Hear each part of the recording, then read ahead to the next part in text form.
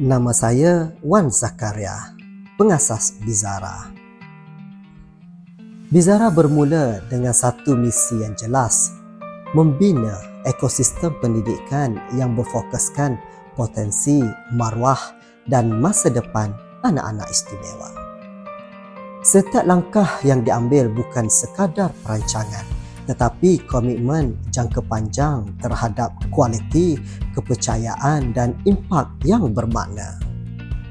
Hari ini, Bizara telah dikenali dan diiktiraf oleh Jabatan Kebajikan Masyarakat, Jabatan Pendidikan Negeri serta pelbagai agensi berkaitan pendidikan dan kebajikan.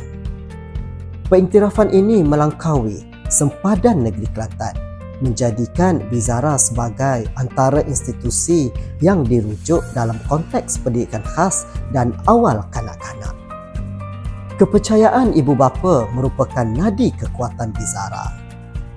Bizara sering menjadi rujukan dan rekomendasi dalam kalangan keluarga yang mempunyai anak istimewa.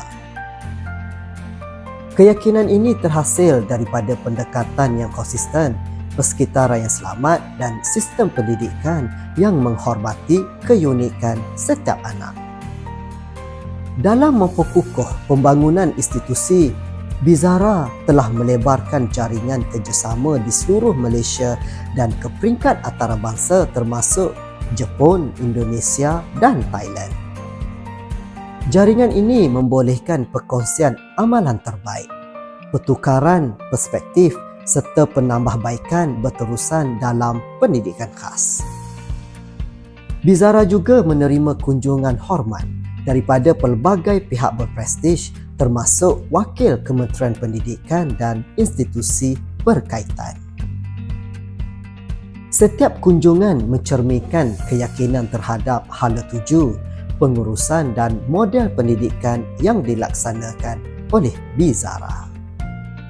Sebagai langkah memperkukuh kerjasama akademik, Bizara telah menjalin memorandum persefahaman bersama beberapa institusi pengajian tinggi termasuk UNIZA dan Universitas Pendidikan Indonesia. Kerjasama ini menyokong pembangunan profesional, latihan lapangan dan inisiatif penyelidikan dalam pendidikan khas.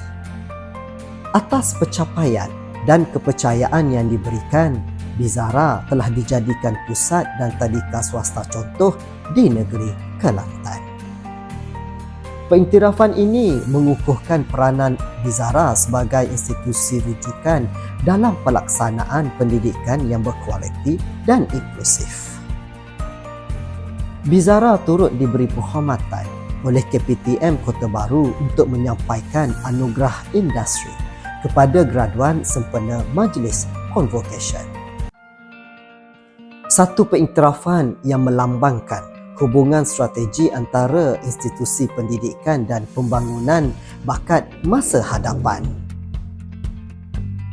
Dalam menyokong pembangunan holistik murid, Bizara menganjurkan program berskala besar seperti konsert Aidilfitri Bizara, Bizara Audisi, Sutra Bizara dan Layar Bizara.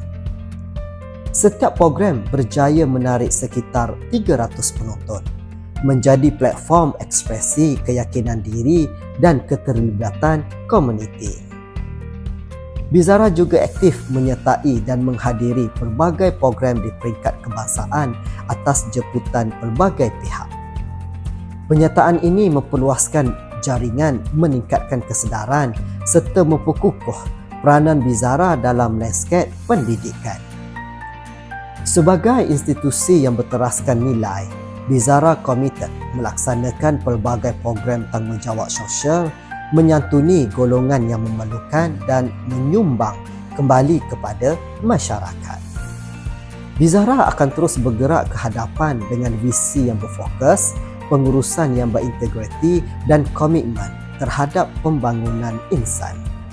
Inilah Bizara, sebuah institusi yang membina kepercayaan, mencipta impak dan memperjuangkan masa depan anak-anak istimewa.